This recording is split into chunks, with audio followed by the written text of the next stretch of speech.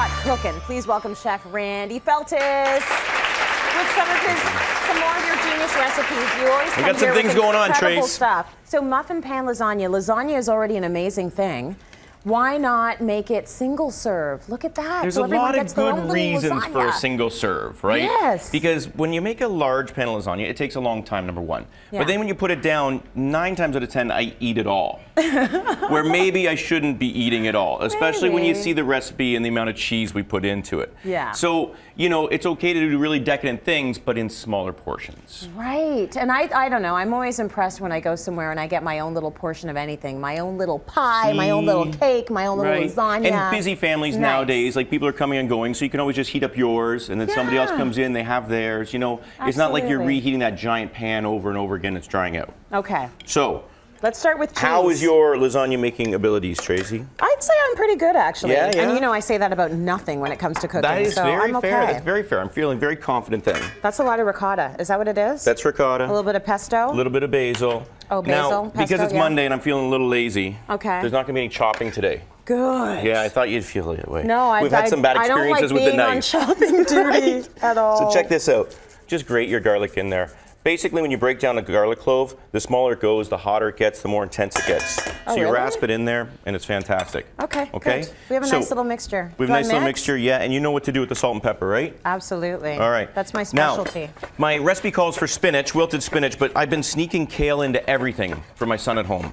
And he likes the kale. It's okay. You don't have to wilt it. It can go in fresh. Okay. Right? And it's a super green, so we're all good there. Does he like the kale, or does he just not notice the kale is there? He really likes lasagna. Okay. So if there's kale in the lasagna, then he's going to eat kale. Eat it. Okay, right. Good. It's kind of like the Tasmanian devil when he starts eating it. It just starts flying everywhere. So the kale gets in there one way or another. Okay. Basically, dry lasagna sheets, boil them off, get them al dente, and then just get a cookie cutter or a ring mold and bang them out like that.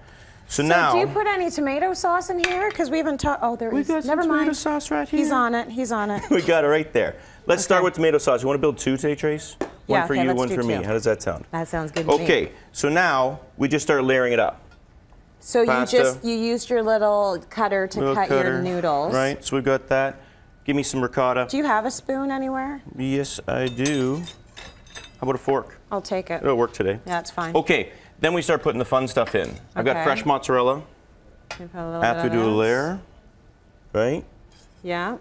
Little layer.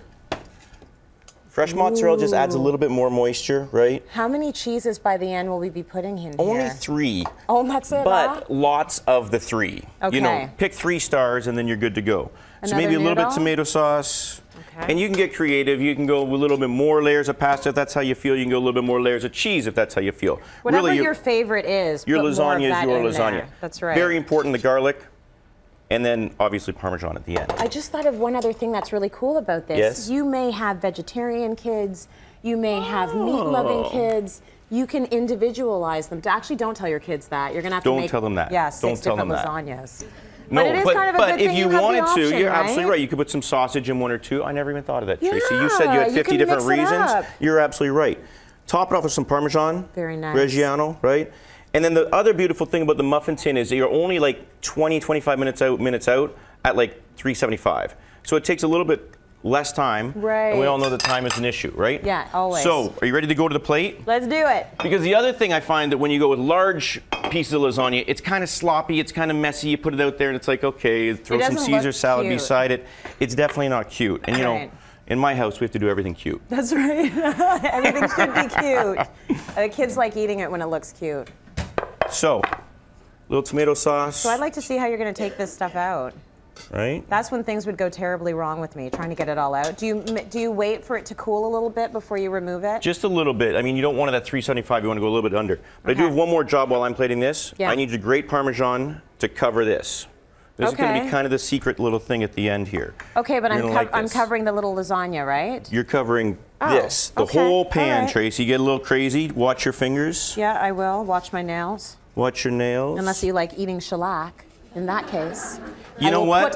If it was my baby cat, she wouldn't even notice. It's a Tasmanian devil, right? He's going crazy. It's all going in there. It's important not to. Just keep it back a little bit because he would be eating it. So once your Parmesan is in there, we're talking about 8 minutes left with your lasagna. throw it into the convection oven just to finish it off. And what happens is it just kind of dehydrates a little bit.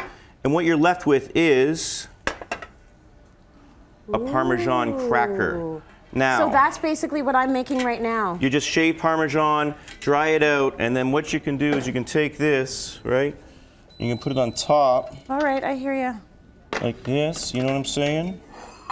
That is great. Kind of stack it up. Okay, once again, how long did you leave that in there for? That was about 8 minutes, and I gotta tell you, my son, every time he goes to the restaurant, we have a constant supply of these for like Caesar salads and stuff. He just turned 2 yesterday. He walks right in the kitchen and he points up in the shelf. He knows where they are, right? And the chef is like, I gotta make more Parmesan twirls. So you cover your Parmesan. I said we were gonna overload it with cheese. Yeah. So there you go. You could do a little bit of fresh Parmesan on top, a little bit of olive oil, a little bit of pesto, you're ready to go. That is awesome. I love how easy that is to make. That is so gonna be the difference. And this will stick around. This will stick around your kitchen for, well, as long as everyone eats it, but you know it'll keep for a couple weeks. It will, huh? Yeah. Very it's like good. Parmesan crackers. Okay, we're putting this amazing recipe on our website as always. It's cityline.ca. Let's go to break. We've got more coming up.